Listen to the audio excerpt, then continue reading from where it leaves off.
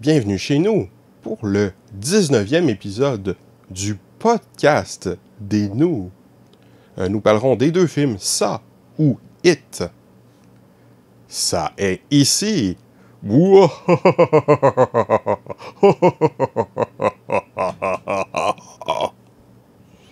N'ayez pas trop peur, aucun clown ne devrait vous manger pendant que vous regardez cet épisode du podcast.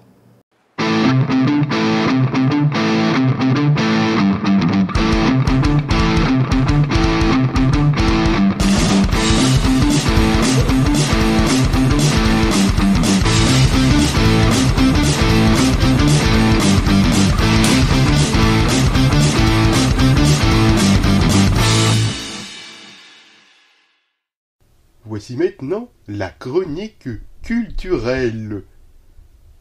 Parce que nous autres, on est culturés, man. Je vais maintenant vous parler de Ça ou It. D'après le roman de Stephen King, la première partie est sortie en 2017. Cette adaptation du roman de Stephen King se fait en 2 films. Elle a décidé d'adapter l'histoire différemment de la mini-série en 2 téléfilms datant du début des années 90. Le livre est en 2 parties. Une, lorsque les personnages sont des enfants, et l'autre quand ils sont adultes. La précédente adaptation se passait à l'époque où les personnages sont des adultes, avec de très nombreuses scènes en flashback de quand ils étaient enfants. Ce n'est pas nécessairement un mauvais choix, cela permet même de faire très facilement des ellipses temporelles et donc couper un peu dans le gras. Bien évidemment, de nombreux détails passent à la trappe, certains de manière un peu dommageable, mais c'est compréhensible. Par contre, la fin est un peu décevante, surtout en comparaison avec l'excellente fin originale, quoique non, je ne parle pas de la toute dernière scène du film qui adapte très bien la même scène du livre. La nouvelle adaptation étant 2 films pour le cinéma, le premier à l'époque où les personnages sont enfants, et le second sera bien sûr une adaptation de la 2e partie du livre, quand ils sont adultes. La première partie est assez réussie. Il y a encore une fois des détails qui passent à la trappe, parfois de manière dommageable, mais ça reste toujours compréhensible. Je trouve l'histoire pas mal aussi bien menée que la précédente adaptation, par contre le visuel est bien sûr beaucoup plus recherché. Comme la précédente adaptation, l'histoire a été transposée à une époque moins ancienne pour les enfants et bien sûr actuelle pour les adultes, logiquement. Mais cela se remarque plus de par le plus grand écart temporel depuis l'apparition du livre. Ce premier film se passe donc dans les années 80, très bien représenté il me semble. Mais si le film est bien réussi, il y a de très bons moments, un bon casting et un visuel plutôt intéressant, le film souffre d'un défaut terrible, l'abus de jumpscare, avec des éléments effrayants balancés partout et le niveau sonore vraiment abusé.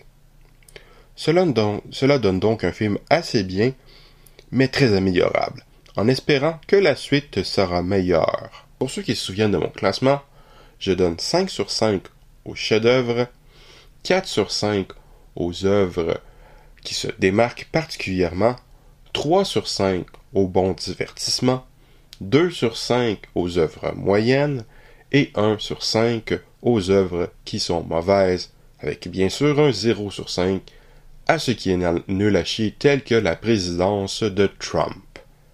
À la première partie de It, je donne la note de 3 sur 5. It Chapter 2.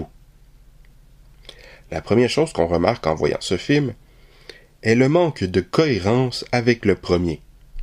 Le roman de Stephen King est en 2 parties. Une à l'époque où les personnages sont enfants et une où ils sont adultes. La précédente adaptation, sous forme de mini-série en 2 téléfilms, raconte la période où les personnages sont adultes avec de nombreux flashbacks de la période où ils étaient enfants. Le précédent film, dont celui-ci est la suite, raconte la période où les personnages sont des enfants. Celui-ci aurait dû raconter la période adulte, mais c'est comme la précédente adaptation. C'est la période adulte avec des flashbacks. Aussi, Le précédent film se préoccupe surtout de bien définir ses personnages avec un visuel léché et un peu trop de jumpscare. Cette suite ne présente pas trop de jumpscare, heureusement. Le peu qu'il y en a n'est pas réussi de toute façon. Le film joue pas mal dans le cheesy par moments, vraisemblablement voulu, ce qui rapproche aussi ce film de la mini-série. Par contre, les personnages ne sont pas très approfondis. Les flashbacks n'apportent généralement pas grand-chose de neuf aux personnages ou pour l'histoire, sauf dans certains cas. Ils occupent aussi tellement de temps dans le film que nous n'avons plus vraiment le temps d'approfondir la vie des adultes. Le film perd aussi pas mal de temps par moment, ce qui n'empêche pas l'histoire d'assez bien s'intriquer. Cela marche mieux que la précédente version, avec plus de cohérence, notamment pour la fin, malgré certaines similitudes, ce qui peut surprendre. Certains éléments d'intrigue se retrouvent dans l'une version et pas dans l'autre, comme ce qui arrive à la femme de l'écrivain qu'on voit dans la mini-série, ou bien la cérémonie amérindienne qu'on voit dans ce nouveau film. Ce sont des éléments qui sont intéressants, mais cette version corrige, à mon avis, le principal défaut de la précédente, le manque de temps pour respirer un peu, pour instaurer l'ambiance, avec une fin qui marche mieux en plus. Ce deuxième film est décevant par rapport au précédent, parce qu'il n'est pas du même niveau, mais cela ne l'empêche pas d'être un divertissement honnête. Je lui donne donc un 3 sur 5. Donc, la nouvelle version de It de Stephen King, ça vaut un 3 sur 5, ce qui est honorable. Au revoir et à bientôt!